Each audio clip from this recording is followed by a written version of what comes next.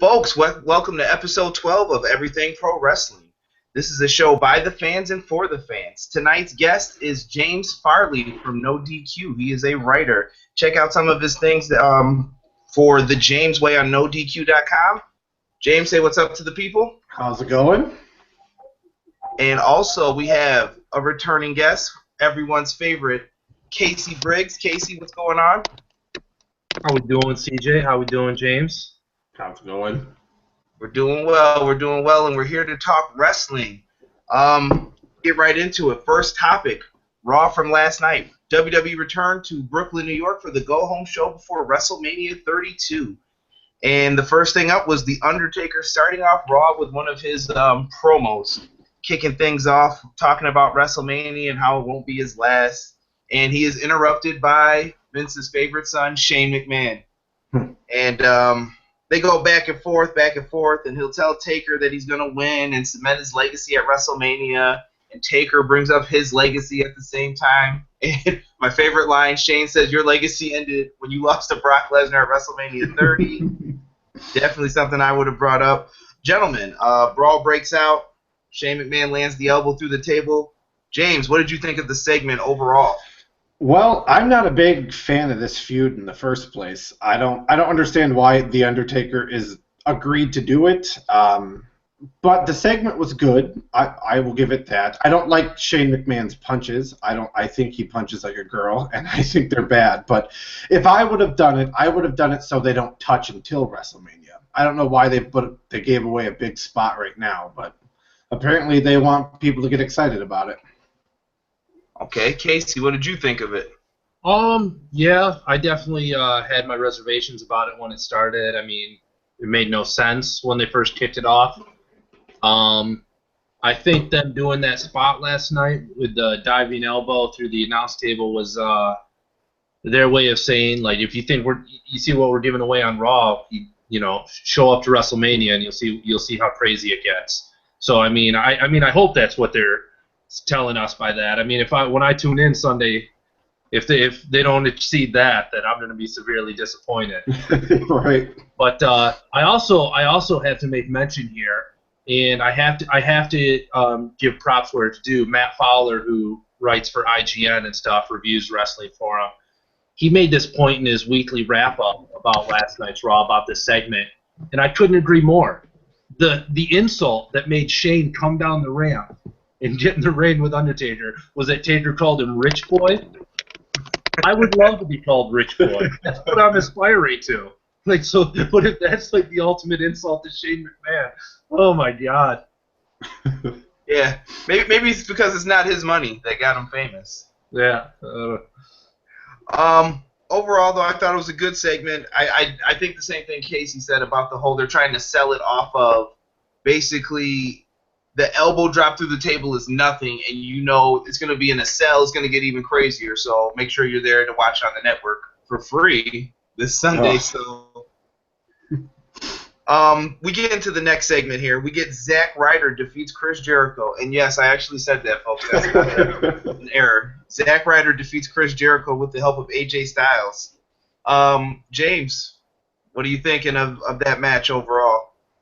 I actually liked the match. I think it should have been on SmackDown last week, seeing how Chris Jericho came and disrupted AJ and he lost. But AJ Styles needs to wear a shirt. I don't get the shirtless with the hat on. He looked like my drunk uncle in the family reunion, and it was really awkward.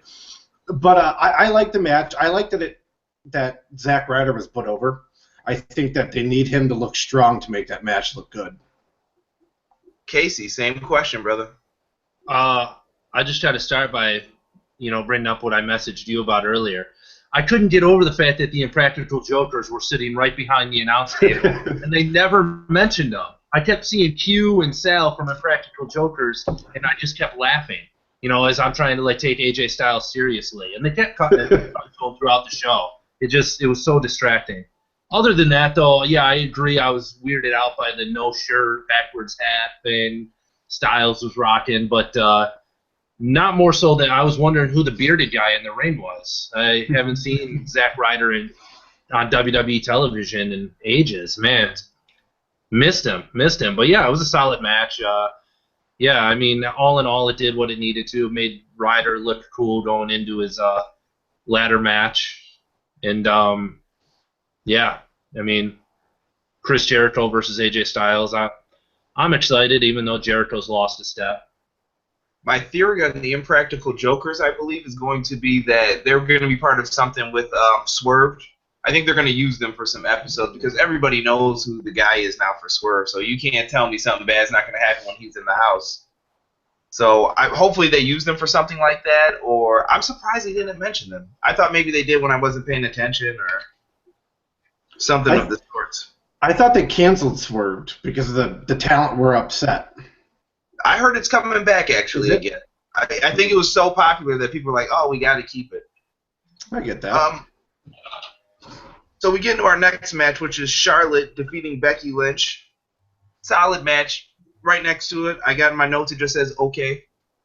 James, do you have any thoughts on this match overall?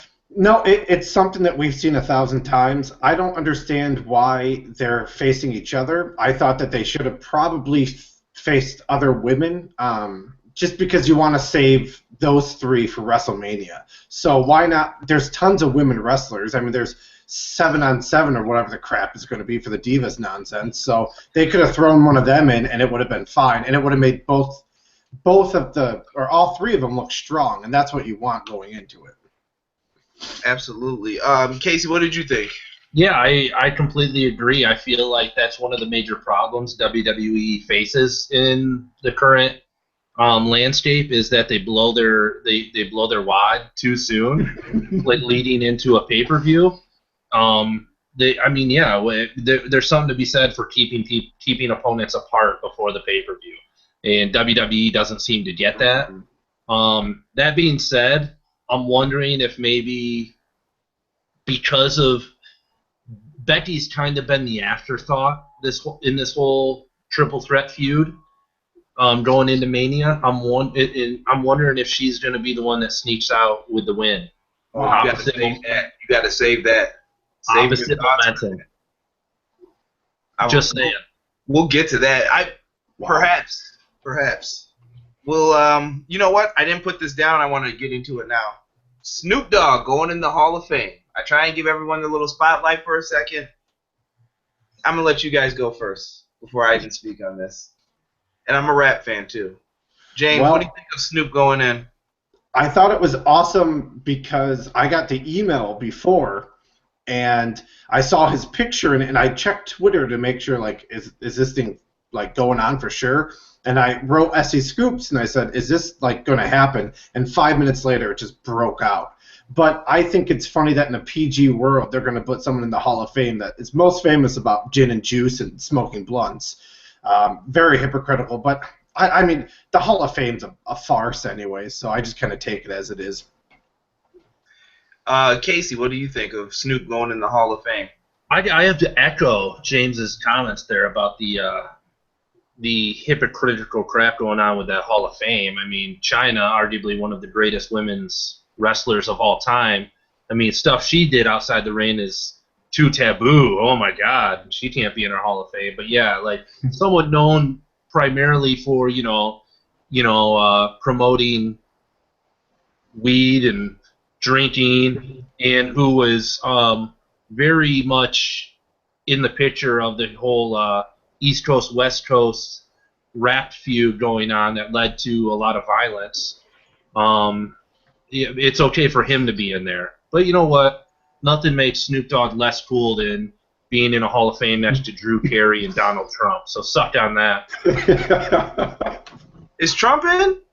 Yeah, Donald Trump. That's if he becomes our next president, our president of the United States of America will be in the WWE Hall of Fame. I bet you they will tweet that and tout that, and they will say that every single month. Michael Cole will say that until your ears bleed. Can I have your attention, please? Oh, my gosh. Man, Donald Trump in the Hall of Fame. Maybe the Attitude Era fans will be like, yeah, it'll come back now. Donald's back in office. He'll be all about this. All right, so Snoop going in, I don't think it's a bad thing. I understand the PR move and why they're doing it. And you might as well do it while Sasha Banks is on fire because you don't know if she's going to stick around or whatnot. Snoop going in, is it the worst of the worst? No. At least he's shown up before and he seems like a fan.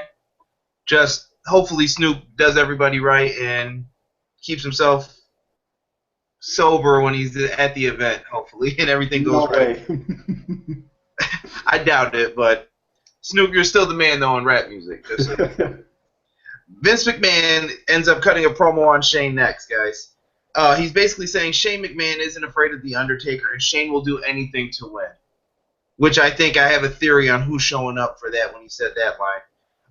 Shane enters in the picture and says he's going to let out 40 years of frustration on The Undertaker, and he's going to let it loose in the match. And Shane tells Vince, you stole this company from your father, and on Sunday I'm going to take it from you.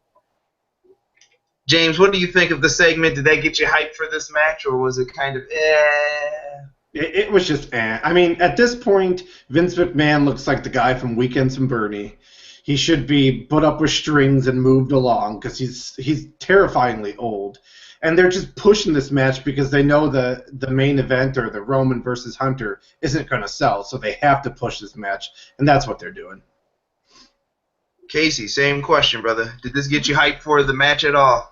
What are you talking about, James? Vince McMahon would still tell you he's virile. Oh God! I know. He looks like what's that stupid little fish that sings on the wall? That big mouth Billy Bass, lip hanging down there, and Shane not doing himself any favors with the over tanning, but geez, it didn't do anything to hype me for the match. What hyped me for the match was Shane jumping off the top rope and elbow dropping Taker through a table. They could have just left it. They should have left it at that. I didn't need Shane versus Vince one more time, like sparring.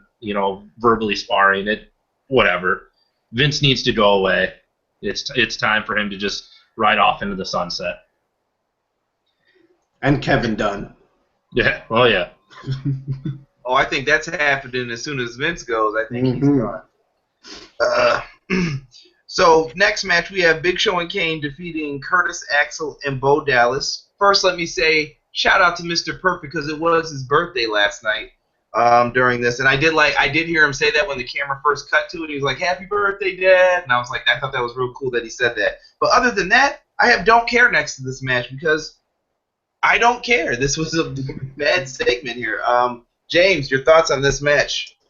It was used just to show that the Big Show and Kane could possibly win the Andre Memorial Battle, whatever. Who gives a shit?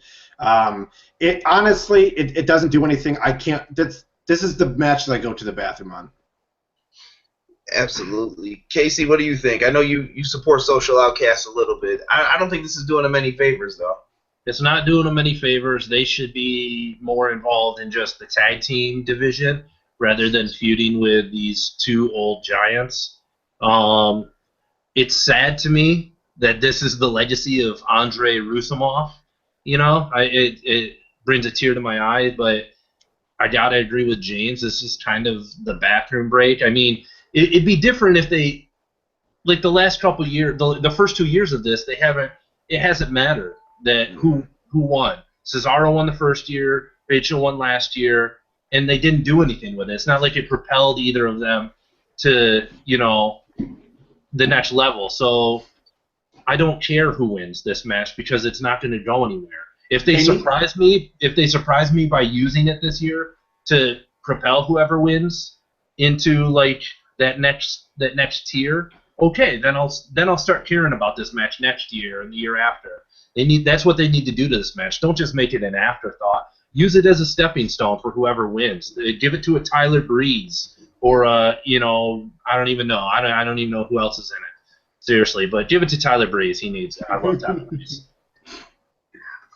Absolutely. The next thing I have is Triple H cuts a 2003 Reign of Terror promo, hyping up that he's the importance of the title and he's in the match and you need to watch because of that. And Reigns enters and they fight. Guys, I'm leaving it at that for that segment. I'm gonna bring up this question instead of what did you think of that promo? Roman Reigns Does he deserve the boos that he gets? James, go first. At first, I felt bad for him.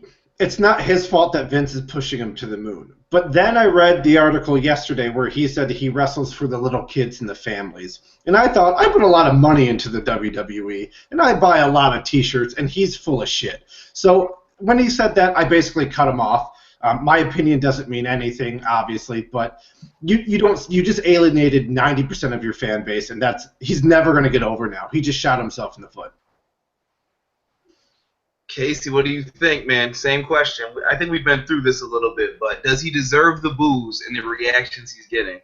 I'm kind of in the same boat. At first, he at first it wasn't his fault that he was getting the Rocky Maivia treatment, where they were just putting the rocket behind him and shooting him to stardom, and that's why a lot of people no, screw you, screw this stupid baby face.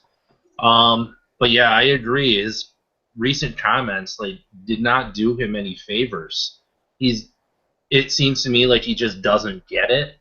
So to me, the fact that you're that oblivious to it, that's a huge problem. And screw Roman Reigns. If he does win Sunday, I hope he gets booed out of the stadium. I hope they throw cowboy dogs and whatever else Jerry Jones sells at that place. I hope they chuck it all at him. I think Roman's just embracing the hate now. I think he's like, you know what? I can't win these guys over again. It's not going to work. So you know what? I'm going to just say stupid stuff that John Cena would say, and I'm just going to embrace it because this is what's going to happen to me anyway, no matter what. I think the real problem here is, and I'll say this, I was thinking in my mind today, when was the last time someone wasn't booed? But I can remember who the first person booed was that was a Vince McMahon guy. And it kind of started around that 96 period with Shawn Michaels against Sid and everything. I'll never forget that, being a Shawn Michaels fan and hearing the whole they basically ran this dude into the ground that night in New York City. I'm like, why don't they love Shawn? And they're cheering for Sid. Anybody who gets that label that you are Vince's guy will be hated from now on. It doesn't matter who it is. If tomorrow night Vince says, I'm pushing New Day to the moon, Big E's my guy, Big E will be the most hated man in that company, and they will boo him. They're like, oh, it's just because he's got muscles, and they're doing it because of the race thing. No matter what, I think they're going to be stuck with that. We'll move into the next match. Kofi Kingston defeats Alberto Del Rio. My highlight of this segment was the coach dances with the New Day. Oh, yeah, that's going to look good on ESPN. James, what did you think of Kofi and Del Rio? Even the New Day and League of Nations thoughts. This is why are they fighting each other? This is a match we're going to see. We're going to see those two in the ring on Sunday. Why are we doing it now? I love the New Day. I think they're great. I'm afraid that they're going to turn into more of a Santino Marella comedy joke instead of them just being themselves, probably magnified. But this match is what it is. The League of Nations, they just make you want to fall asleep, to be honest. Casey, same question, brother. You and I have talked about New Day before. I think they exist outside the heel face realm. To me, they were never really heels to begin with before this face turn. They were just three dudes out there being jackasses and having fun and just doing their own thing, and it just fit into their own thing, and it worked. So to me, I'm not totally against the heel or the face turn, as long as, like James said, I don't want them to go become too obnoxiously comedic and like Santino Marella-ish. As long as they, I just want them to keep doing what they were doing because it worked for them. And like I said, the fans liked them anyway, so they were de facto faces. They weren't necessarily heels because I think I remember them picking on some heels, even though they were, they did their own thing. They were their own thing, and I'm using my whole time here on this segment to talk about New Day because the foreigners don't matter to me on this one. Not foreigners in general, people. The foreigners in the League of Nations. I had to clear that one up as soon as it came out of my mouth. His email is at. Oh, sorry. When we get into this, the main problem with the League of Nations is you can't put four guys who meant nothing together and expect something to happen. You know what I mean? It's like trying to put 1 + 1 + 1 and say it's 5. It's never going to happen. You're never going to get that special spark because you put 4 dudes who mean nothing together. All right, guys, now you guys will be good at promos. No, they're still bad. And where's Ricardo Rodriguez? Jeez Louise, at least let him or somebody be with him that matters. And where's Lana? That's the only reason I cared to see Rusev come out. Now I'm like, whatever. You guys all suck. And Wade Barrett, I just feel bad for him. And Sheamus is just... Wade Barrett's just collecting a paycheck right now. Yeah, until it runs out, hopefully. Yeah. So after that, we get into Roman Reigns does an interview. This is where the Dudley Boys came out and they did the whole... They're talking trash back and forth, and then Triple H comes in and attacks them, and you'll never get this. Yeah. You guys give your thoughts. I got nothing. Well, I'm so sick of seeing Triple H for one, and two, why isn't Team 3D or Dudley Boys or whatever you want to call them going for the belts right now? How great would it be for them to win their 10th World Tag Team title at WrestleMania? I think they both deserve that much. Casey? Completely agree. Instead, I thought that's what it was going to lead to when they turned on the Usos after that match and turned heel. I was like, all right, here we go. Starting their push to WrestleMania for the belts. I'd even like seeing it as a 3-way. It's already a handicap match for the tag titles. You have 4 on 3. Why not 4 on 3 on 2? That'd be awesome. And then, and have the Dudleys come out on top. It would have been awesome. And make it a tables, ladders, and chairs match. You already got no holds barred and Hell in a Cell. Why not just make it hardcore WrestleMania? Honestly. You know what you just said? They had my wheels turning in my head. I said, what if you made the Usos and the Dudleys team up as a team? Then you have the League of Nations, and then New Day gets a mystery partner, and then you got to find someone, obviously, to add in who needs the rub or something goofy like that, and then you can give someone a Mania moment, join the New Day, and just have a triple threat. You know how they did the 4 corners, 14 thing before? That would be something different to do, but, we'll throw that out the window for now because it's too creative.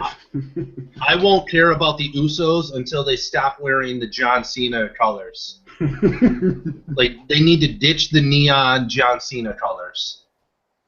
Yeah, I think everyone's hated the Usos since that moment where they teamed up with Cena and they did the little Have you ever seen Wolf on Wall Street? Basically that section of it, and I'm like, they've been hated ever since they did that. I'm like, why did he even go near them or do a promo segment with them? We get into Kalisto defeating Connor. Yeah. And then Ryback comes out and yells, "Feed me more" in his face. All right.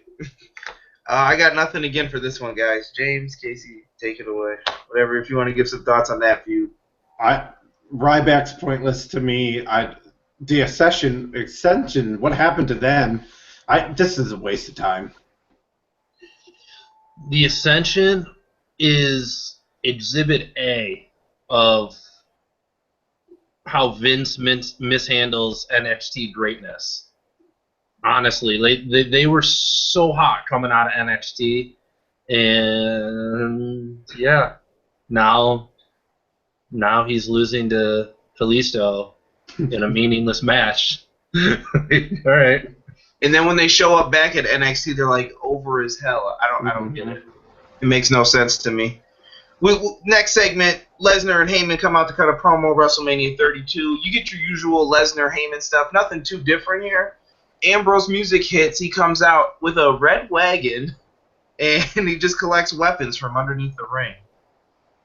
Why? I got nothing. I don't know.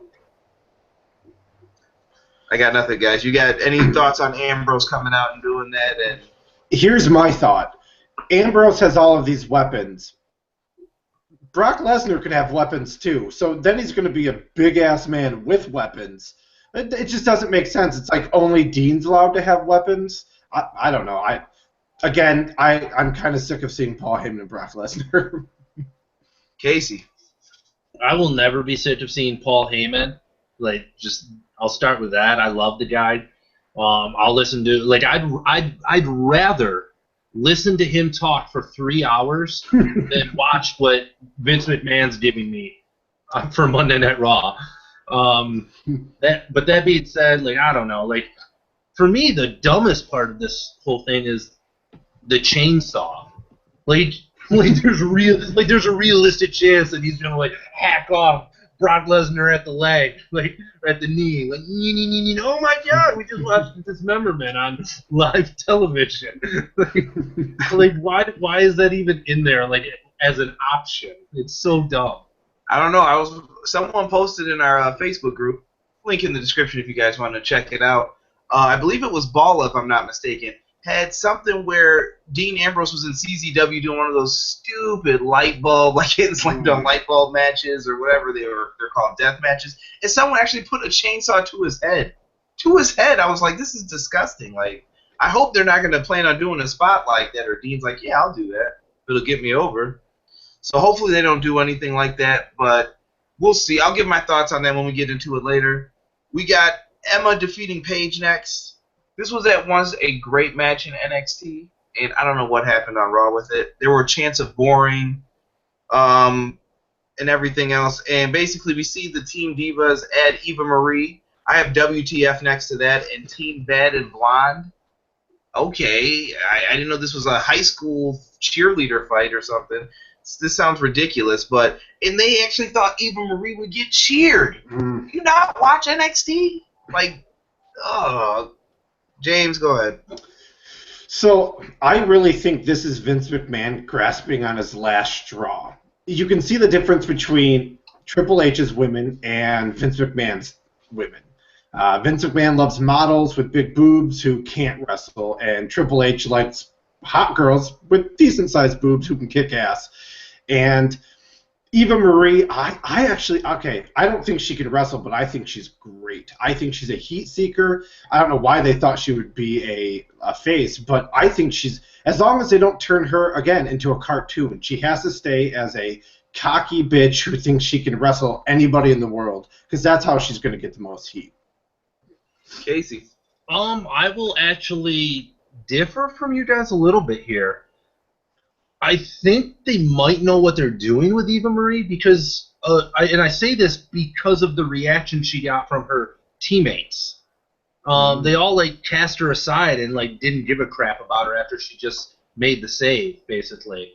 So I'm wondering if, I mean, this is getting a little ahead of us too on this program, but just a little prediction. I think she might turn heel and like be, like cost the Total Divas the match. So she will still be a heel, and this is just, that's what I'm predicting. If it turns out that she just wrestles the match as a straight face Sunday night, like I'll join you guys and I'll be like, they are idiots. But for now, I'm holding out a little bit of hope, like just based on the reaction that her teammates gave her.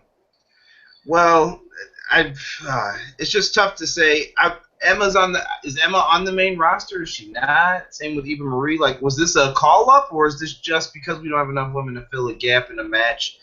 I don't know what they're going to do with this. Hopefully it turns out to be a little bit better. And I feel bad for Paige out of all this. Paige got called up, and now she's just cast aside by the new girls since they had their 5-star match on NXT. Paige is just forgotten about. She used to be the anti-diva. People loved her, and now all of a sudden it's just, whatever. Here's this match for you. You'll be fine. You'll do great. But she's got plenty of time. She's young, too. Can I say something there? Go ahead. I think the way to fix that is to let her and Emma have like a 15, 20-minute classic on Monday Night Raw. Let those two go at it on Raw. They show what they can still do, and fans would get behind them. Especially if you bring Dana Brooke up to join Emma as her mouthpiece. She's pretty good as a mouthpiece down there on NXT for Emma and them getting heat. So I think if you brought Dana Brooke up as the mouthpiece for that duo and had them feud with some of the other female wrestlers on the main roster, I think they could actually, be all right. Let me meet you with the response you're probably going to give for that. We have a 3-hour show. We don't have time for 15-minute matches. All right. So we get into the 6-man tag here. We got Sami Zayn, Dolph Ziggler, and Sin Cara defeating Goldust, Miz, and Kevin Owens. Sami Zayn gets the big pen with the haluva kick on Kevin Owens. Sorry? Stardust. You said Goldust. Oh, I'm sorry, Stardust. Whatever, they both don't win, so it doesn't matter. Oh, dude, yeah, it's true. However, you got into this match, Stardust. Fools me. But yeah, they get the big win. Sami Zayn gets the pinfall. Stardust and Miz end up leaving Kevin Owens in the dust, and because he kept doing it to them throughout the match. Good psychology. It was a good match, I thought. Decent. James, your thoughts on this match in the Intercontinental title situation? I'm going to sound like a broken record, but why are they facing each other? I don't understand why they're facing each other. Why not save it for WrestleMania? I think Kevin Owens is absolutely the perfect person to bring that Intercontinental Championship back to Prestige. I think, I mean, if you follow him on Twitter, which I'm sure you guys do, he's fantastic. The match itself, okay, it's there. I only buy Sami Zayn beating him. I don't think that Stardust or Goldust or whatever dust he is today is going to beat him. I like that Zack Ryder's getting a push real quick, though. And, yeah, it's an okay match. Casey, same question, brother. I agree. Keep people apart. It works.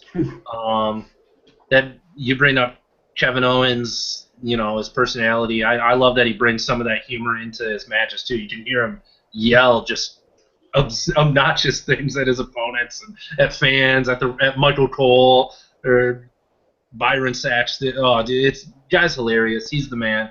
I agree with you. Sami Zayn's the only credible threat in the title match at WrestleMania. Yeah, I'll speak more on that later. Yes, and also, if you say that he is your second favorite superstar, you will get blocked. So don't do that, guys. Just a heads up for Kevin Owens. And we get to the last segment, Triple H, Roman Reigns brawl. That's all I got here. They tried to give Roman the cool dive over the top. Maybe people would cheer him. And I felt bad for him. No matter what he did, these people are not letting up. They're not showing any love. They're like, no, you will get booed. I don't care if you did a 630 right now. You're getting booed because we hate you. And that's it for Raw. But what do you guys think of the end segment there? I turned it off. As soon as I found out that Triple H was going to be on again, I turned it off. I played Call of Duty. I checked in on Twitter. I don't care to see them fight again. Casey. Roman Reigns should have come out in a Nets jersey with hanging out with Jay-Z. Like nothing would have gotten him cheered. And it's hilarious, like how many times they tried this on this Raw to have Triple H get booed. Like they had, like he was on the show numerous times. What was it, like 3 times or something? Like throughout the 3 hours, like trying to get the fans to hate him and boo him so that they would cheer Roman. Just nothing's gonna work. Nothing's gonna work. If they have a clean Roman win Sunday, it's gonna be pandemonium. Oh my god. All right. Well, that concludes Raw, folks. And it's also going to be time. I'm bumping this segment up. This is the last week of the greatest WrestleMania matches. I did previously in no order, once again, because I'm waiting for someone to blast me on Twitter or something saying, how could you have that number 3 and this one at 2? No particular order were these in, but I just decided to go over my 5 favorite WrestleMania matches. We had at 5, the first one I did was WrestleMania 17. TLC match, Dudley's Hardys versus Edge and Christian. Great match, lots of chaos. Part of the reason why I used to love the tag division. Then we had WrestleMania 21, Shawn Michaels versus Kurt Angle, and just a great match that never gets the love it should. Then I have WrestleMania 13. I reviewed the I Quit match, Stone Cold Steve Austin versus Bret Hart. Greatest double turn ever in history. Shout outs to Ken Shamrock, who was the ref. WrestleMania 3 last week was Macho Man Randy Savage versus Ricky the Dragon Steamboat. All the shenanigans with Miss Elizabeth, George the Animal Steel. And it comes to number 1. First one on the list that I wrote down. And it's WrestleMania 25. Shawn Michaels versus The Undertaker. In my opinion, it became my favorite match when I first saw it. I went back and watched the match today just because. And I still get into the near falls when I'm watching it and the excitement that goes on throughout it. Gentlemen, if you guys want to chime in at any point, I got little bullet points here, and I'll let you guys go into it. I'm going to say this. It's not the smoothest match in the world if you're watching it. So if you're like the wrestling purist who loves Ring of Honor or something, you expect flawless matches. This isn't the match for you. You get a lot of different things happening to it. Lots of good psychology in the match. James, I know you recently watched the match yourself. I believe you put something up on Twitter about it. So I was kind of excited when you had that up, and I was like, yeah, he'd be the perfect guest. What did you think of the match overall?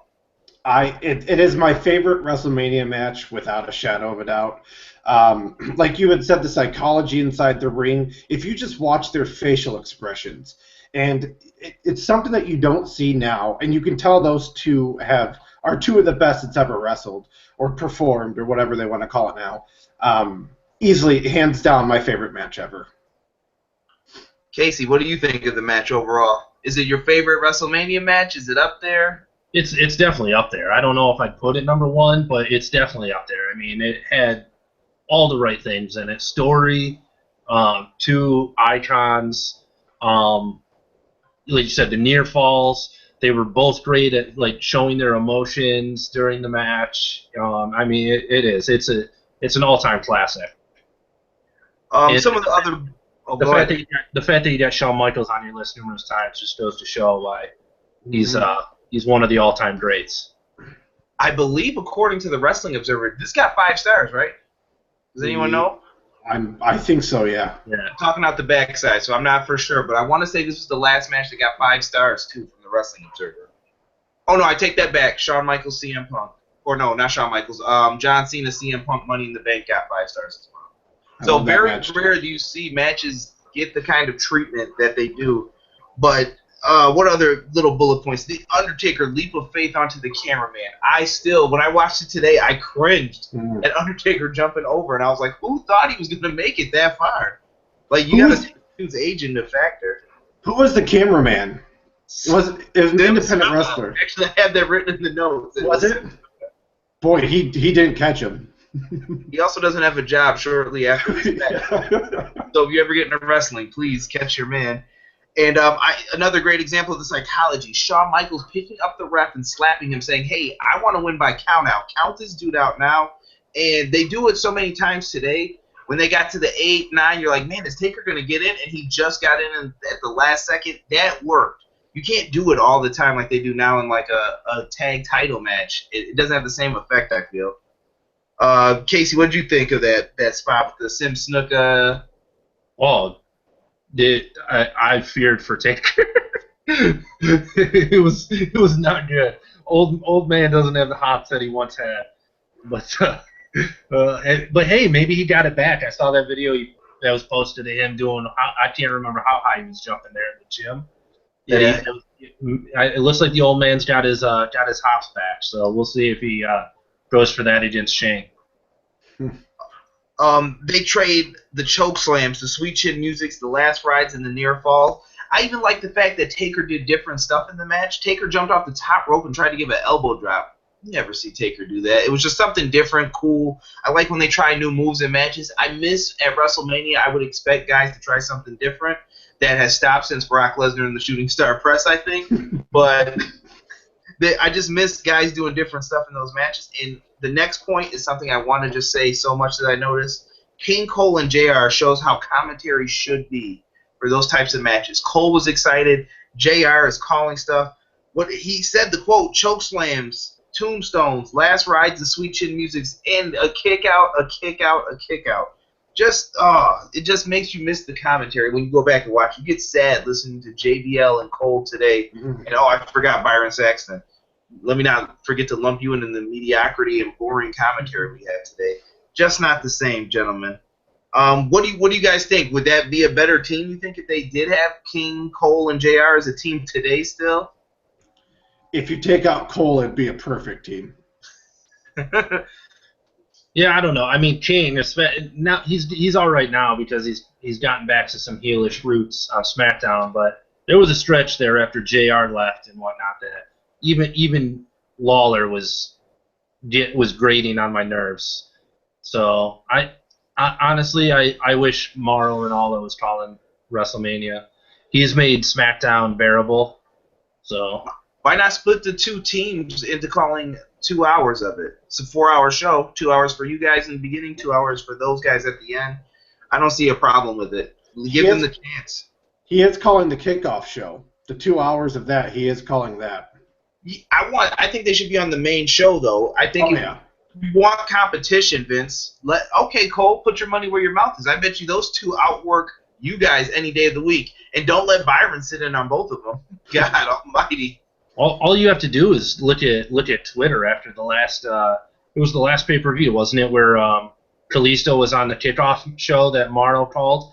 Twitter blew up, like, talking about how great Mauro Ranallo is and how he should be calling all the main action and stuff. And clear as much as WWE wants to tout all their Twitter crap, like, they sure know how to ignore certain things. That's what they're famous for. I'm going to get just into the last good parts of this match. I got HBK skimming the cat and getting caught into the tombstone. Absolutely love it. A spot you normally see Shawn hit like it's flawless, and Taker's like, nope, I already know, buddy. Get off the ropes, tombstone. Michaels kicks out, and I'll never forget Taker's expression, like you said, on his face with the one arm over. He's like, oh, what do I have to do to beat this guy? Just a beautiful spot. Another sweet chin music. And that moment, I remember doubting if Taker was going to win this match. I was like, oh, man, they might let Shawn do it. Maybe Shawn politicked his way into getting this win. And Taker kicks out. HBK goes up to attempt the moonsault. And for the record, the dude's on the camera side in the Cavs fan jersey. I never noticed it until I probably watched the match back the second time, the very first time I watched it. And I hate that dude because he's calling the tombstone before it even happens. I see him in the Cavs jersey. He's like, yep. And the guy with the camera with the dreads, and he's just shaking his head like this. Just good. I watch fans sometimes, even in the match. He gets caught, tombstone, 17-0. The streak continues. 20 years of experience in the ring, greatest match ever, which leads to a rematch at the next year's WrestleMania if you guys want to check it out.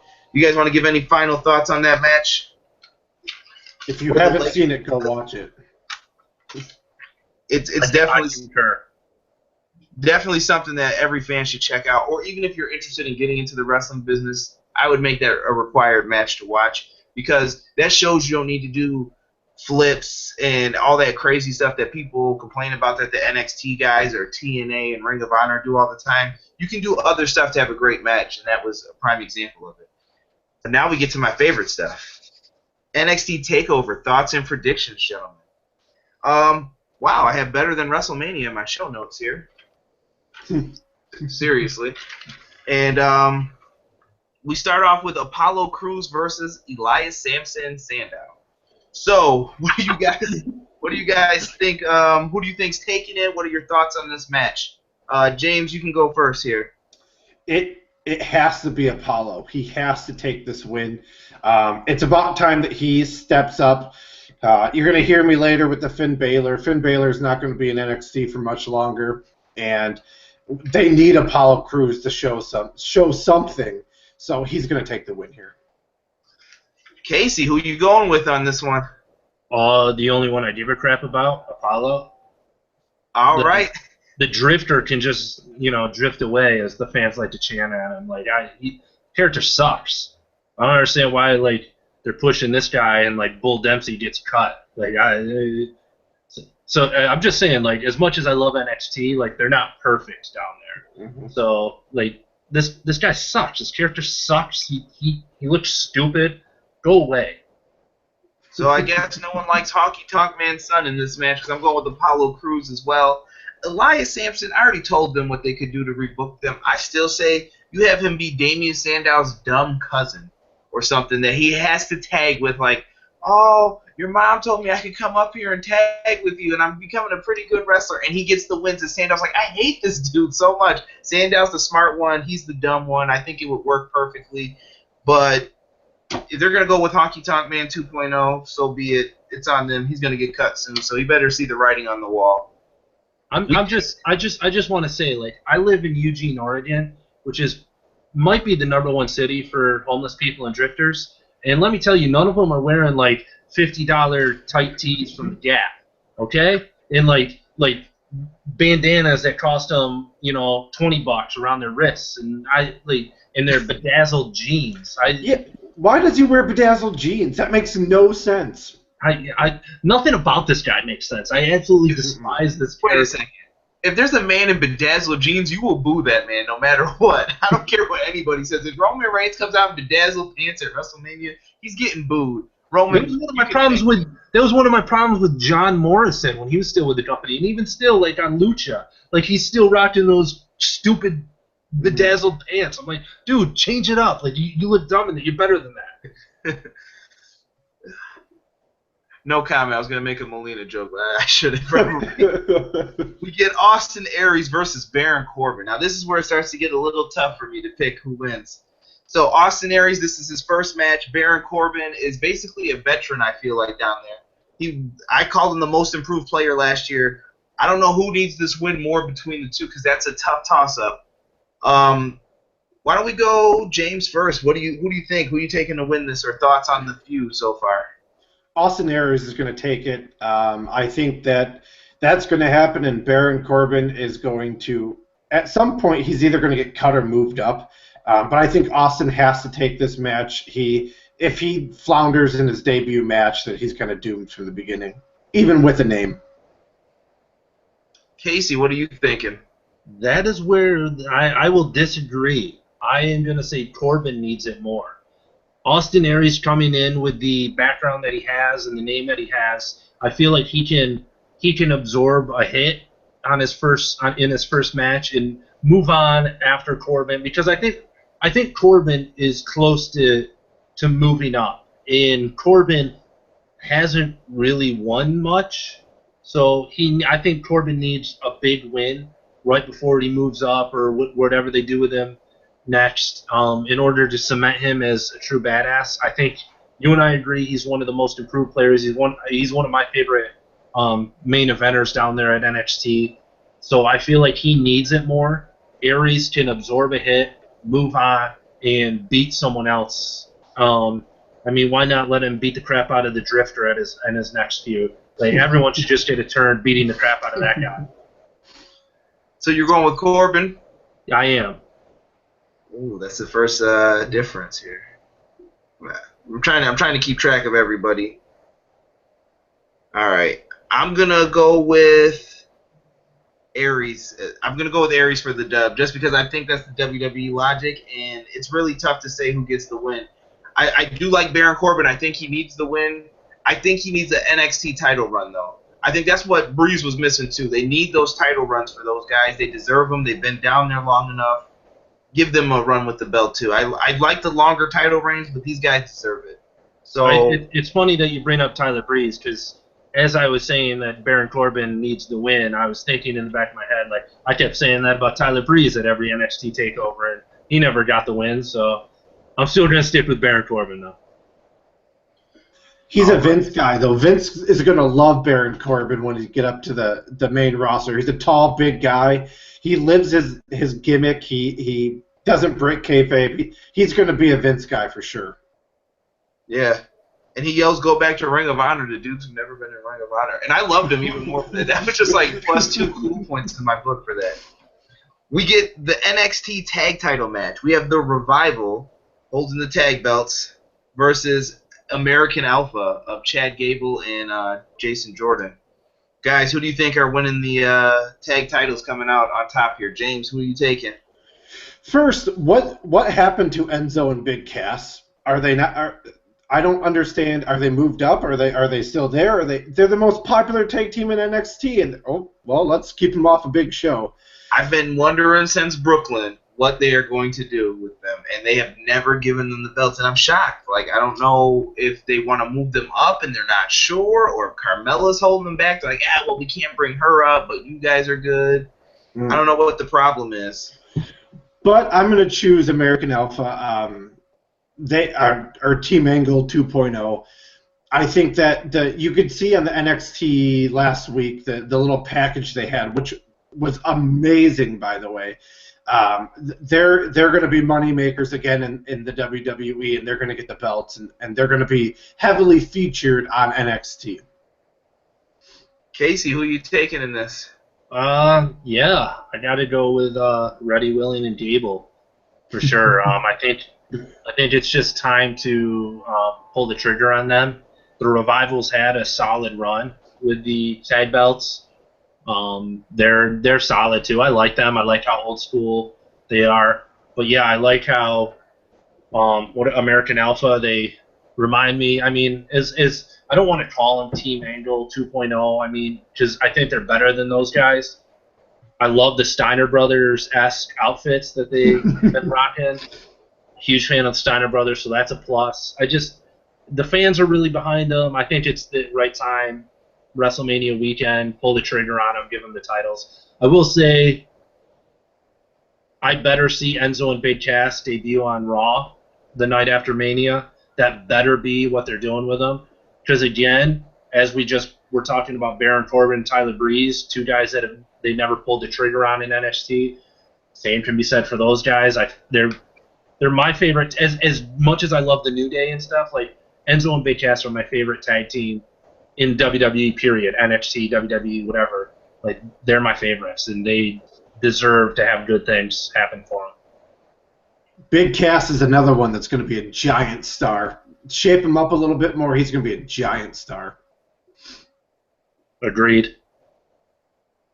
The NXT Women's Championship is on the line. You have the top two female faces for NXT.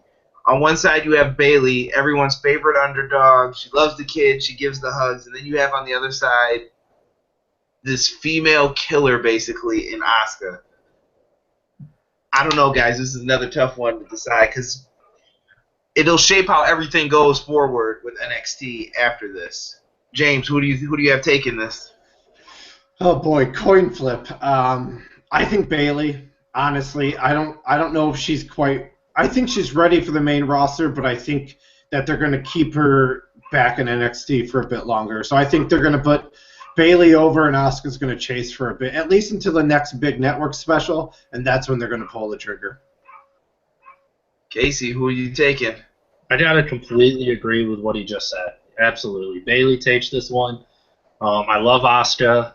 I think it'd be nice, it'd be enjoyable to watch her chase Bayley until for the next quarter, until the next takeover. So yeah, I'm going with Bayley in this one. It's awesome though. Can't wait for this match. Mm-hmm. I'm gonna be different. I'm going with Asuka to win. Surprise victory. I think it's Asuka's time, and I think they're going to pull Bayley up for my logic in the WrestleMania one will come into play after this. But I'm going to go with Asuka wins the championship here, and yeah, I'm taking it. Then we get our special match. Shinsuke Nakamura versus Sami Zayn. I cannot wait for this.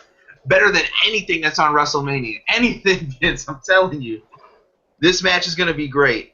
I think it's Sami's final song in NXT. I think it's him finally leaving on the note that he wants to, and it's Nakamura's debut. James, who you got taking this?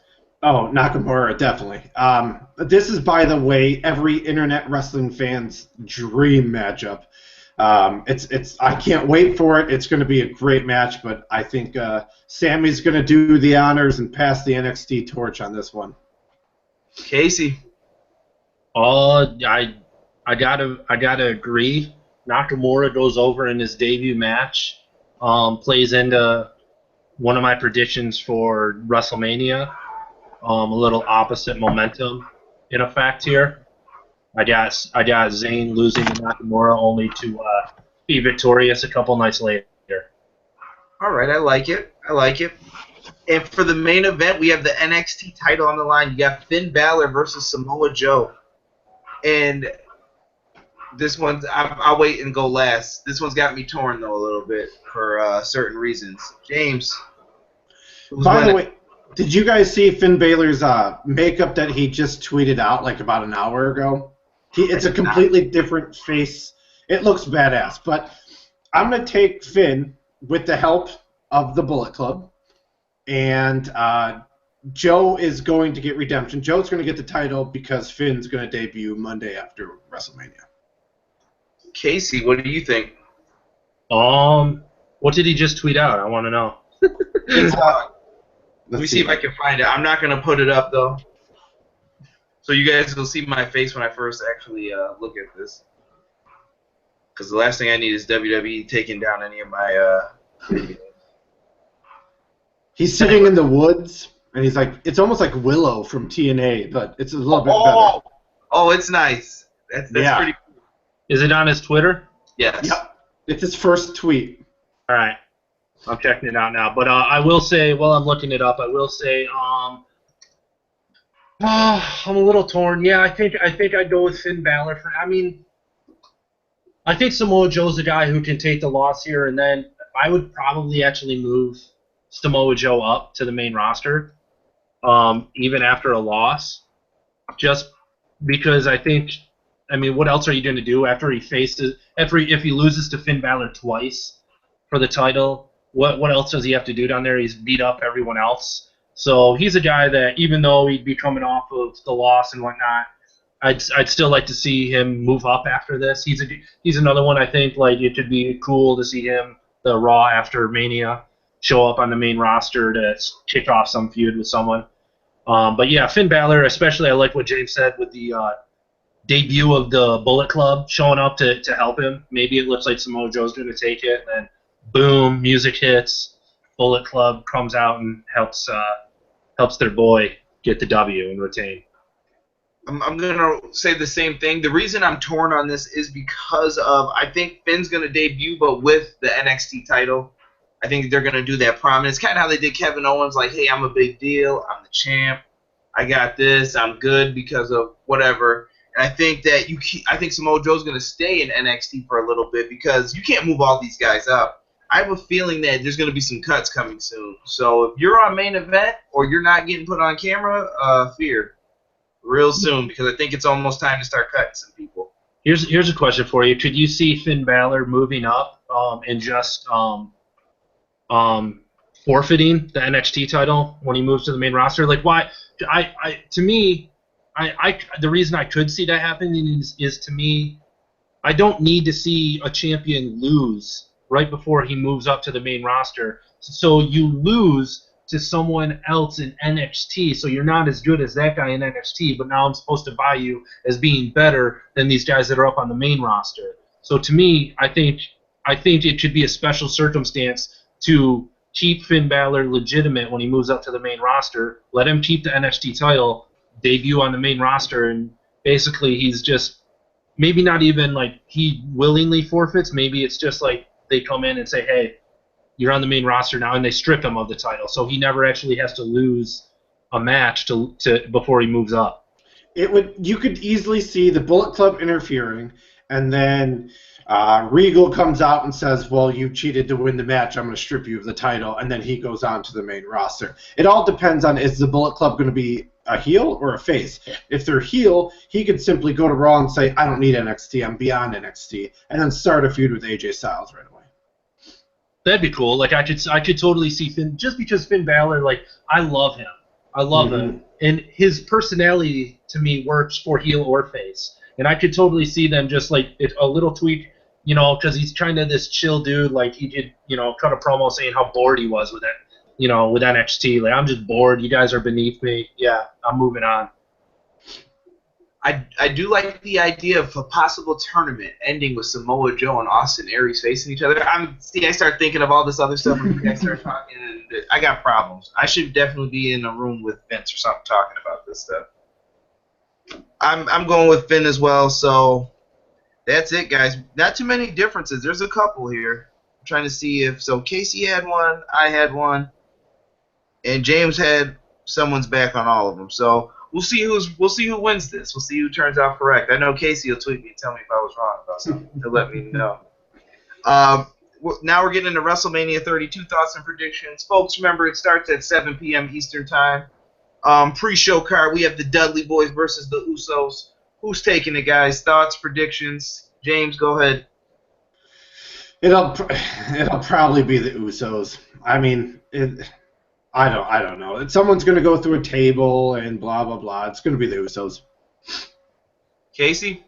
If a bear craps on the pre-show, does it actually happen? Honestly, pre-show, who gives a crap? I'll say, just to be different from James, I'll go with the Dudleys pulling it out. And because I don't like the Usos. Screw them. Go Dudleys. This will be the first one where James is on the other side. I'm going with the Dudley Boys for the W on this one. I think it's their time. And I think that it's going to look great in a future 5 Things segment when they're like, 5 things you probably didn't know about WrestleMania. Did you know the Dudley Boys wrestled at WrestleMania 32 against the Usos? Wow. This is a pre-show match. Yeah, it counts. Then we have Andre the Giant Memorial Battle Royal. This is going to definitely probably be 3 different ones for what everyone thinks. I think I know Casey's answer, and I think you might know mine. James, we're going to have you go first. Who do you have taking this? Can I say who I think's going to win and who I want to win? Go ahead. I think Braun Strowman's going to win it. They're going to push this guy to the moon. But I think Mark Henry should win it. Mark Henry's winding down. He's in Texas, his home state. A win for him would be great. It's a meaningless match. I was thinking on the way home, like, how could they make this match better? And I think the winner should be able to pick what spot they want to enter the Royal Rumble on. It gives it a little bit something to do. I mean, they're all going to pick 30, but it gives it a little bit of a, well, we should probably pay attention because it means something match. But Braun Strowman's going to win it. All right. Casey, who are you taking? Just to do a similar thing, I'll say I want Tyler Breeze to win, as I mentioned earlier. He's the man, but Vince hates him, so I know that's not going to happen. I can see them giving it to Mark Henry. This is it for him. He's a Texas boy. It'd be awesome. I would agree with your Braun Strowman thing if, again, like I said earlier, like if it actually like mattered in the larger picture. Like if they used this battle royal to, as a stepping stone for bigger and better things, I could definitely see them giving it to Braun Strowman. I could still see them doing that because they're all about this dude right now. So I don't know, but who I want, Tyler Breeze. Who I think, Mark Henry. I'm going to be different from both of you. Who I want and think is going to win is actually Mark Henry. The only reason I'm saying this is because Mark Henry is probably the only dude ever to convince me that he's not as bad as I thought he was when he first came in. When I first saw Mark Henry, I was like, oh, God almighty, this dude is awful. Please get him off my screen fighting Jerry the King Lawler now. And being there when he won the World Championship from Randy Orton in Buffalo was crazy to even think of. Screaming this song, and I was like, I can't believe I'm actually cheering this dude that I hated. I hated when he joined the Nation. I was like, oh my gosh, they're giving this dude anything just to keep him. And then when he was Sexual Chocolate, he made me laugh a couple times. Had some weird segments with trannies. I don't know why he was in that stuff, but Mark Henry made it all work. It made sense, and he took his lumps, and he was a man about it. And he was like, I'm in the first match, cool. I'm fighting D'Lo, cool. I'm tagging with D'Lo, cool. Mark Henry deserves it, and if this is his swan song, you did a good job, Mark. I say give it to him. He deserves it for doing the scene with him and the transvestite. He just needs a win because of that. Absolutely. And the Mae Young hand thing, I just think that if you want to make this match mean something, when you guys were talking about that, I don't know if the Royal Rumble thing will work because it would get repetitive, but I'm thinking maybe you give them a title shot at the world title the next night on Raw, maybe, or you earned yourself. I was thinking that, but like you can't make it basically the same thing as the Royal Rumble. I was thinking maybe one of the lesser titles, like maybe or the championship. Like this is boom, you automatically get. That way, it's similar to the Royal Rumble, but it's not as prestigious as the Royal Rumble. Yeah, that, or you can maybe you get you're promised a big main event spot at SummerSlam in a big match, and they don't tell you what the match is yet. And it's up to the powers that be, something like that. We could all brainstorm about it after and think of something better probably than what they're doing with it. And then you have what did I call it? The Team Total Divas of Natalya, Paige, Brie Bella, Alicia Fox, and Eva Marie versus Team Bad and Blonde, Lana, Naomi, Tamina, Summer Rae, and Emma. James, who you got taking this? Oh, boy. If you even care. Yeah, I mean... I think they're going to give the win to Lana. They're going to have her get the pin just because they're high on her, regardless of how much heat they say she has in the locker room. She's obviously made for TV. She's not bad to look at. So I think she's going to get the pin. Casey? I just have to say, first and foremost, the WWE's logic is flawed. Not that I watch the garbage fest that is Total Divas, but I'm pretty sure Summer Rae was on it. So why isn't she on Team Total Divas? I'm just Good saying. point. Just saying.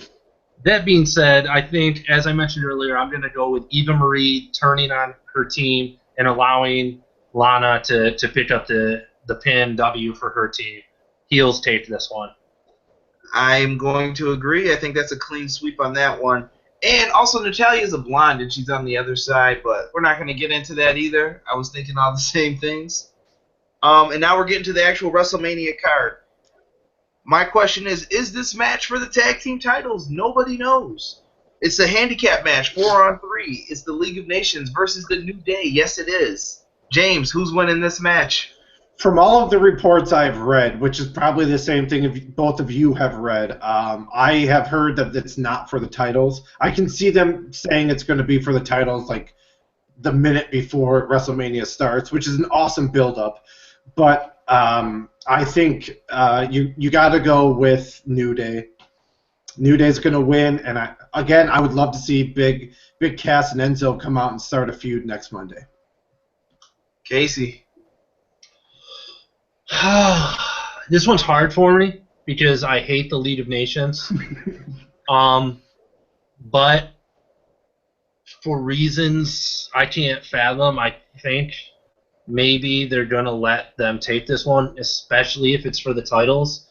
I know that sounds weird because New Day's so hot, but it's just one of those weird WWE creative decisions I could see them making. So I'm actually going to say that, especially if it is for the titles, they'll put the belts on the League of Nations for whatever reason. But yeah, I'll groan. This will be the one match that I'm like, oh, are you kidding me? But I think I could see them making that dumb decision. I pray you're wrong, brother. Sorry. I got New Day as well. I'm going to roll with James. New Day gets the W here, I feel. I'm more excited for New Day's entrance at WrestleMania. Because from what I've read, it's going to be big. So I hope there's flying unicorns and marshmallows and boxes of cereal. I hope it's absurd. I hope they get a white horse and put a horn on its head and have Xavier Woods roll down the ramp like playing his trombone while he rides a unicorn. In 5 things you may not know, Triple H tried to ride a white horse down to WrestleMania's ramp at WrestleMania 27, but it didn't work. I can hear the stupid facts coming from this. I do hope that it rains Bootio cereal, though, like you guys said, and there's unicorns, cotton candy, the world is a better place, and they wear some vibrant colors, and they get the win. U.S. title match, Kalisto versus Ryback for the U.S. title. I don't know. James, who you got taking this? Oh, Christ. Kalisto is gonna win it. I think they have bigger things planned for Ryback or Goldberg, whichever one you choose to be this week. But I think Kalisto's going to take it in a really bad match. Casey. I agree it'll be a bad match, but I won't blame Kalisto for that. I think that's gonna be Ryback. He won't know how to roll with a fast little dude, so it'll look clunky in a lot of parts. I'll go with Kalisto retaining, and then I'm hoping, like, honestly, at this point he gets so many Goldberg chants. I'm kind of hoping Goldberg comes out and gets in his face. We have a Goldberg versus Ryback match. I like that. I think that'd be kind of funny and cool, but yeah, I'll go with Kalisto. I am not a Goldberg fan, for the record. I think I read a meme that said the only way to make this WrestleMania worse is to have this rematch, and it was Lesnar versus Goldberg happening again. I'm going to take Ryback for the win here. I don't think Ryback's main event ready yet. I don't believe they're going to book him against Roman. So I'm going to go with Ryback gets the W here and takes the belt. Can I just say how stupid the build-up for this match has been? I actually wrote an article last week about how absurd this whole thing started because Ryback was, you're a small guy and I'm big. It was like Vince McMahon talking through Ryback. It's the stupidest build-up. They really want Ryback to succeed in this company. Plus, to piggyback off that, like CJ, you can attest to this. The first like backstage promo they had between the two of them, where like Kalisto and Ryback came face to face. Like there was part of it, like you and I were both confused, CJ. Like I thought for a moment they were planting the seeds for like a Kalisto Sin Cara breakup because Ryback kept telling him like, oh no, tag team partners hold you back and blah blah blah. Like I'm like, what? Why is he saying that? Like if it has nothing to do with like the match is simply about I'm big, you're small. Just stick to that. Stick to the bullet points there, Ryback. Jeez. God, he's terrible. And for the record, guys, Ryback's the guy who is the big guy, and it says it on his tights. So, in case you're confused. Yeah, in case no one knows what's going on here. Then I have the IC title match here with Kevin Owens, the champion, versus Dolph Ziggler, Sami Zayn, The Miz, Stardust, Sin Cara, and Zack Ryder. James, who's taking the IC title down? First, let me ask you guys this: Did this replace the Money in the Bank? Like, are they going to do ladder matches for the IC title every year? Can I tackle this first? Yeah. Can we at least have somebody make sense of this and say, all right, guys, one of the greatest, or it could be Stephanie, one of my favorite matches of all time is Shawn Michaels versus Razor Ramon. So now every year we're going to have an Intercontinental title invitational. That's all you have to say, and I'm like, justified, cool. Yep. Not this stupid, like, oh, Wilson, Zack Ryder got put in a triple threat match and you lied to him. We're going to put him in a match. I don't know. They don't have to justify this every year. They should just call it the Intercontinental title ladder match invitational because so many great Intercontinental champions have performed in Money in the Bank matches, whatever it may be. That's all they have to do to justify it. James, who you got taking this? I think that KO keeps it. Kevin Owens is going to keep the title. I think it's going to build another feud. I don't know if it's necessarily going to be Sammy because that's a ready-made feud that they can do whenever they want. But I think KO is going to take it, and he's going to do it in amazing fashion. Casey.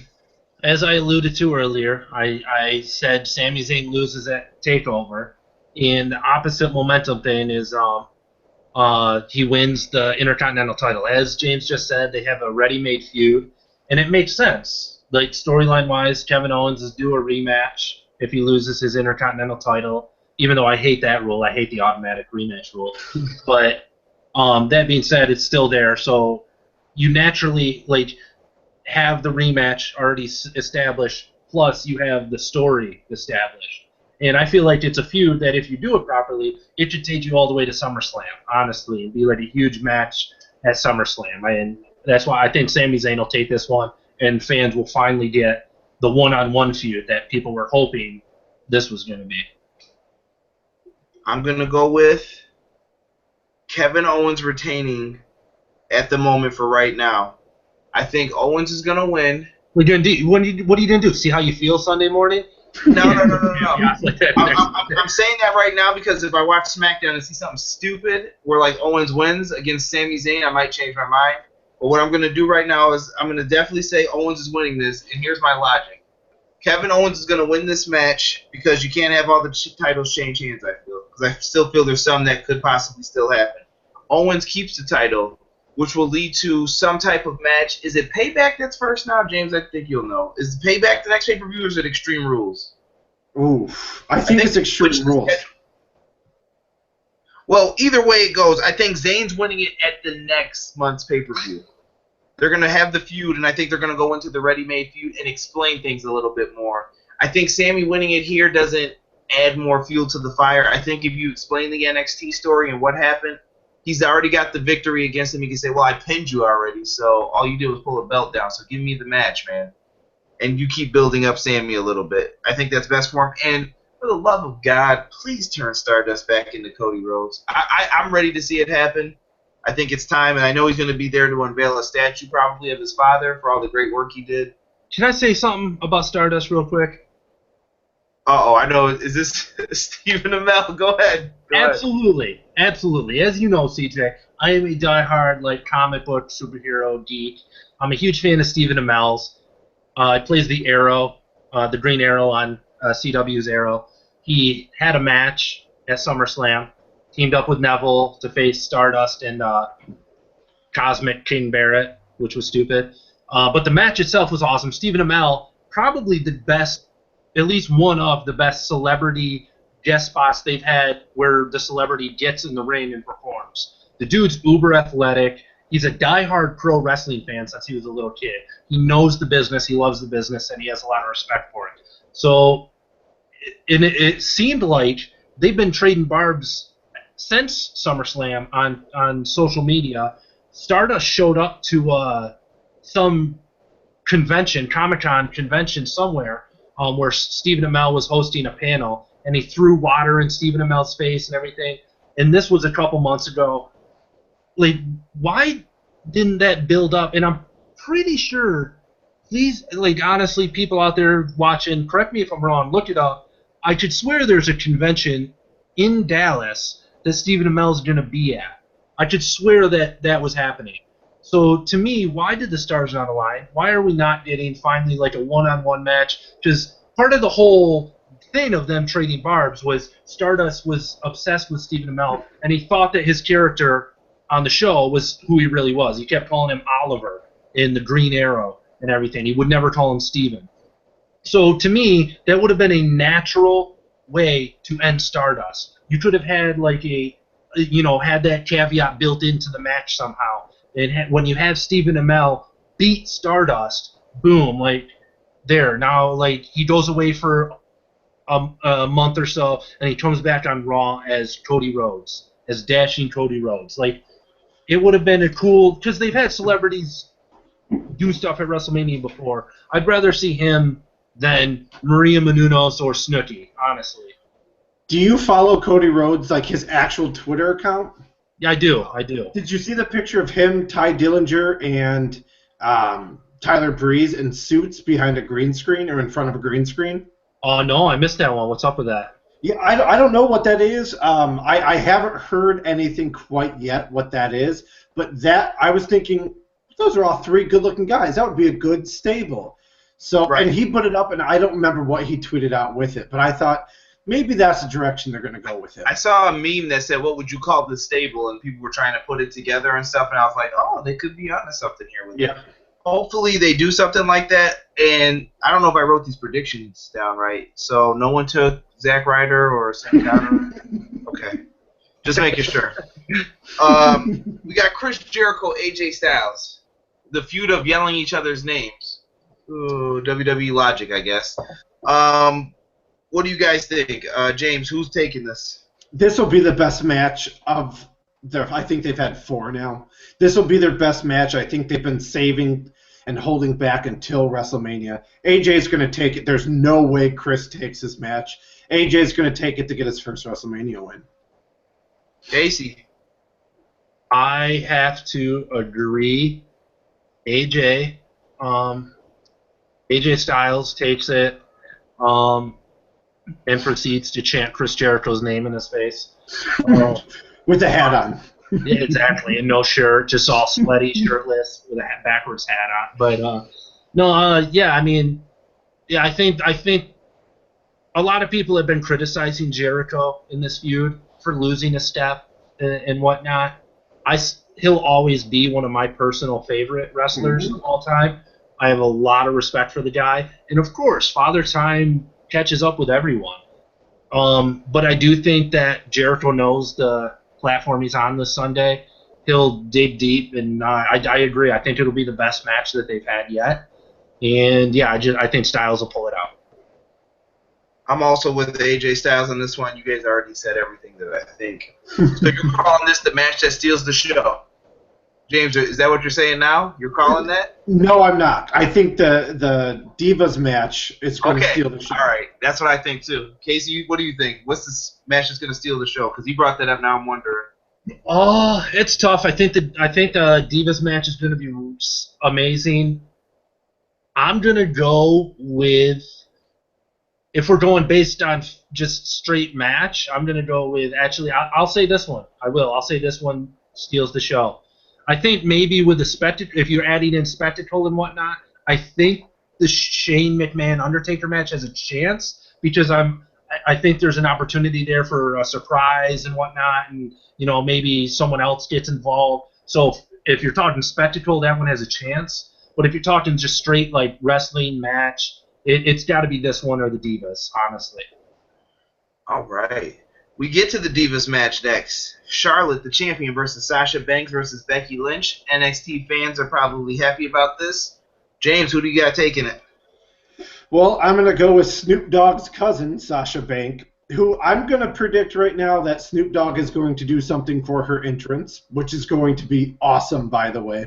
Sasha takes this, no swerves, no one's going to interfere. It's going to be a great match, and Sasha's going to go home with the championship. And then the next night on Raw, it's going to be the Women's Championship again. She's going to change the title. Ooh, I like it. I hope you're right about that, too. So do I. Casey, who are you taking?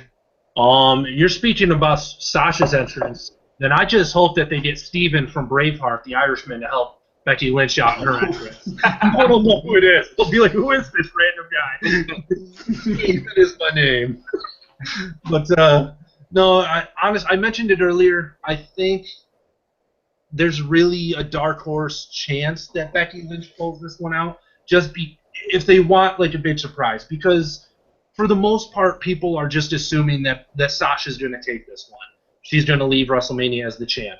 So if they want to pull a fast one, and I really, because Becky Lynch really has been an afterthought in this match. She's been pushed aside numerous times in promos. She's no one really gives her. She's been beaten in matches, pinned. Numerous times leading up to this, so she's kind of an afterthought. I think I think because of that, she's a dark horse, and I'm going to go with Becky Lynch. Okay, that's a little bit different here.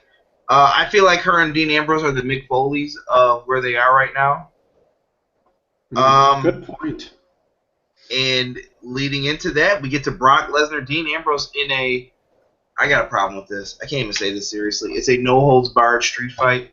If it's no holds barred, isn't it technically a street fight? And if it's a street fight, isn't it no holds barred? Just saying. But go ahead, WWE. You keep putting all those words in there thinking you're fooling me. Brock Lesnar, Dean Ambrose. This is a tough one because people argue who needs to win more, what needs to happen. James, who do you got winning this? Who do you think is taking it? Dean Ambrose, only because of Bray Wyatt. Bray Wyatt's going to interfere. It's going to start something with Lesnar to build towards a feud for that one. I think this is going to be a good match. I think that it's going to help Dean Ambrose kind of take another step towards being the face of WWE, which the fans are making him. So I'm going to go Dean just for interference because of Bray. All right, Casey, who are you taking? Oh, man. It's tough. I think, in my heart of hearts, I think James here is right. I think they've teased it enough. Most people thought that was going to be the match that was happening with Brock at WrestleMania, was Bray Wyatt. And they just teased it on SmackDown. I really think that Bray's going to cost Brock the match. Dean Ambrose picks up the win. I hope that it's a bloody affair, honestly, in the no-holds-barred, hardcore street fight, without rules, anything ECW rules. Bring your objects and weapons to the match, 24/7. Stevie Richards might show up match. So you're going with Dean, and I'm going to be different. I'm going with Brock Lesnar for the win here. And here's my theory behind this. Is I think that Dean Ambrose is in that Mick Foley spot, and he needs to come out on top, but without the win. You've invested too much money in Brock Lesnar for him to lose this match. Lesnar beat The Undertaker, end the streak, and they've been very much behind him ever since then. I don't think Ambrose winning helps that at all. I mean, I guess if Bray helps him, I hope that that's not the direction they're going, and I think you need to save that for a SummerSlam or something. You could revisit that later. Dean Ambrose should get the win, but I think you have to make him look super tough in this. I think he needs to kick out of at least an F5.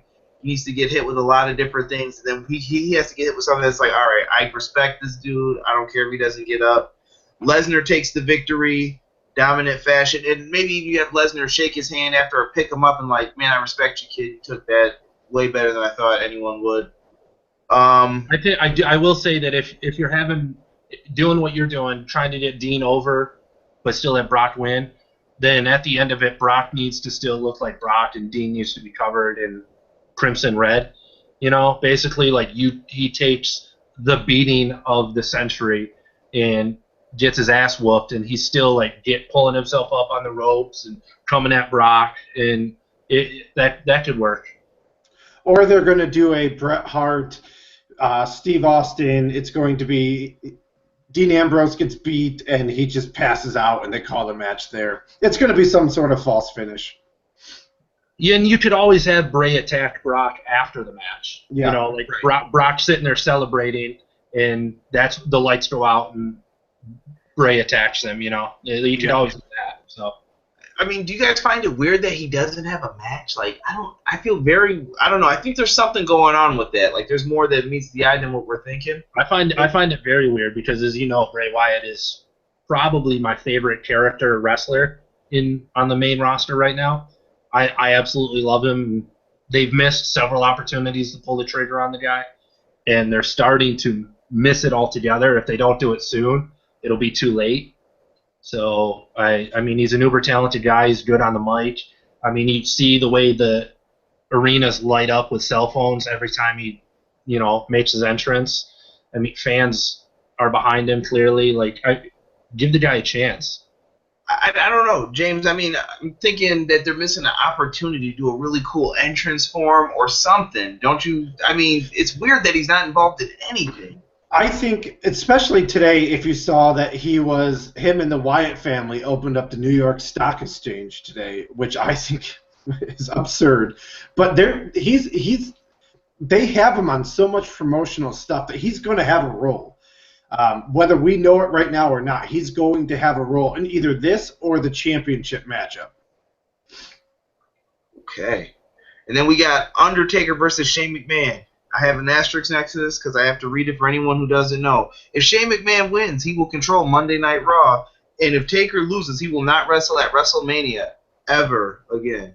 So, toss and turn. I think this is a horrible match for wrestling fans because if people are cheering for Shane to win, that means they don't like what you're doing and they want changes. Shane's been telling it how it is, kind of. But at the same token, you have the Undertaker fans who don't ever want to see Undertaker lose. You're in a tough predicament here. This is one of those, either you're going to make a lot of people mad or you're going to make a lot of people happy. And there's room for swerves and stuff. James, what do you want to see happen? Who do you think's taking it here? Well, I know for a fact that a McMahon is going to be involved. Vince is going to be involved. It's his WrestleMania. He's going to make sure that his face is out there. I think that Vince McMahon turns on The Undertaker and costs him the match, and Shane takes over. I don't want to see it. I don't want to see either one of them win or lose, but it's going to be Shane. I think it's going to be the start of the Authority going away and Shane taking over for a bit. And let me ask you this before we switch it to Casey: do you see a big spot happening? Is this match going to have something that's like, oh, this is crazy that they're about to do this? It has to. I actually think they're going to redo the whole Mick Foley falling off the cage, getting thrown off thing. They have to have a big spot, otherwise it's two 50-year-old men beating each other up with really bad punches, and nobody wants to see that. Casey, what are you thinking? Same questions too. I think Shane takes it. Due to some interference, I don't think it's going to be Vince, because that would make Shane a heel, I think, rather than making Vince a face. I feel like Vince definitely, I agree, he'll come out. You'll see his mug there at WrestleMania, but I think it'll almost be like that Money, or what was it, when Punk left with the belt and McMahon came out trying to screw him, you know what I mean? Money in the Bank 2011. Yeah, Money in the Bank. And I think it'll be something similar to that. Like he'll be coming down to try and screw Shane, try to make sure that Taker wins, so that Shane doesn't get power. I think there's a big chance that someone comes out and helps Shane. Who that is, people have had that theory. It's been debated. I hope it's not a certain brightly clad individual with trumpets playing. Yeah. I hope to God it's not him. I'd love, honestly, as crappy as this WrestleMania might end up being, it'll end up being one of my favorites if it goes off without John Cena ever being seen on it. I'll love it. I'll be like, oh, finally, a WrestleMania without John Cena. Woo! But I think Shane takes it with some help, some outside interference, and I think we'll see Shane do an elbow off the top of the cell. Whether that's into the ring through an opening or whether that's onto the announce table below, we'll see Shane jump off the top of the cell. I'm going to be different and come with no logic. I think The Undertaker's winning. I don't know why. I don't know how. I think Undertaker's just going to win this because I will never bet against The Undertaker at WrestleMania. I even thought he was going to beat Brock, and then when they had him fight Bray, I'm like, nope, not betting against The Undertaker because Undertaker always gets the W at WrestleMania. I do think we see a crazy spot. I'm also going to call the Mean Street Posse make an appearance. They're getting beat bad. Pete Gas and Rodney are taking some mean choke slams. I'm calling it now. And hopefully we could see something different with a Vince McMahon or Kurt Angle or someone coming out. I could even see the Rikishi spot of someone driving a truck in where it's basically a mat there to save the day, but it looks like a cool spot. Hopefully they could do something like that. But I will say that there is some like outside logic into me picking Shane as well, as I feel like because of the caveat where if Taker loses, he's never wrestling at Mania again. I explained this to you before, CJ. I think that means that he's going to lose because I feel like as long as WrestleMania is an option for Undertaker, his legions of fans are going to be like, well, he needs to show up for WrestleMania. Despite how old he is, despite how beat up he is, his fans are just going to be like, he needs to. So I feel like this is a storyline way and whatnot, to take that off the table. Because we know that he's nearing the end of his awesome career. So I feel like this is an easy storyline way to take WrestleMania off the table for the guy, so that his fans can just be quiet and let the guy retire. His last Mania in Texas. I mean, I guess I could kind of see it. It would be a nice, friendly way to go out. But I look at it too from this perspective. Shane McMahon's not working for WWE, so how could he be involved? You know what I mean? Like week to week, or even if I hate the brand split. I don't know how you guys feel about it. I do not want to see that happen again. I think that would be horrible. He doesn't necessarily have to be involved, though. They could easily have Shane win, and then he appoints a figurehead in, and then the figurehead runs Raw and says it's Shane's word. That would set up that figurehead against the Authority, which would inevitably be a McMahon versus McMahon feud again. But I think there's just ways around it. I think there's too much writing on the wall that Shane's going to end up with power of Raw. I agree. I agree completely with the figurehead. They would literally get like so much crap from fans if they dangle this carrot in front of fans' faces, like, oh, we're gonna have a character that brings about change, and like, oh no, ha ha ha. Yeah, we were just messing with you. And yeah, like you just said, I completely agree with the figurehead. Shane doesn't have to. You could have the figurehead feuding with Stephanie and Triple H on a weekly basis, and when it's getting to be too much, periodically, boom, that's when Shane comes, makes an appearance, and like lays down the law. Keeps him fresh. Yeah. I like it. In the final match, Triple H, Roman Reigns. There's nothing that needs to be said for the WWE title. This has been brewing since, I want to say, December, November-ish. James, who do you have winning this? First, let me pose a question to you guys. Does this match go on last? If it was up to me, or is it going to go on last? Both. If it's up to me, no. If it's going to happen, I think, yes, it is going to go on last. If it's up to me, it's on the pre-show. But yeah, I mean, if it's up to me, no, I put the Shane Taker match on last, just because of what it means storyline wise, and it's Taker, it's Hell in a Cell. But yeah, they're gonna put it on last for the title. Plus, it's Triple H, and for all the good he does on NXT, him as a character and stuff, as wrestler on the main roster, he's a completely different person. He's a douche. I think. Dad, before we go out for brunch, I have an idea. Oh, great. What? Go ahead, James. I think that Reigns is going to win, but someone's turning heel. Whether it be Dean Ambrose comes down, or someone's turning heel. It's going to happen.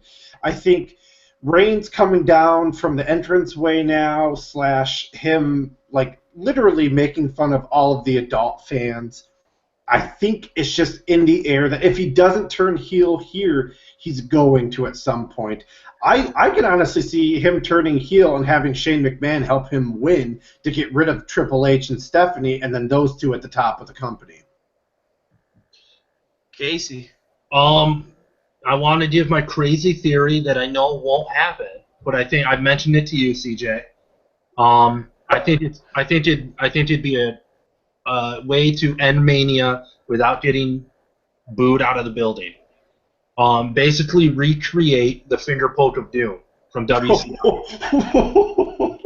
But hear me out, it doesn't end there. So you have the finger poke of doom, you have Triple H lay down and let Reigns pin him. Reigns is now the champ. You have Triple H then grab a microphone talking about how he understands that he's getting a little too long in the tooth, he's getting a little too old to be the one, carrying that belt and being the face of the company. He's got his obligations to running the company. So he found himself the perfect physical specimen to carry the belt for him.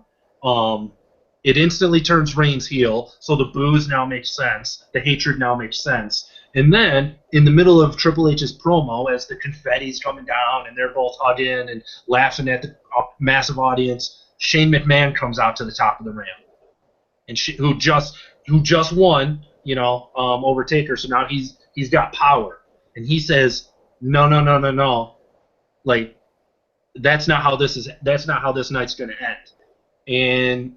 And I feel like then, because you would have a couple matches that sense, you bring out Dean Ambrose, who, especially if he loses to Brock Lesnar. Again, the whole opposite momentum thing.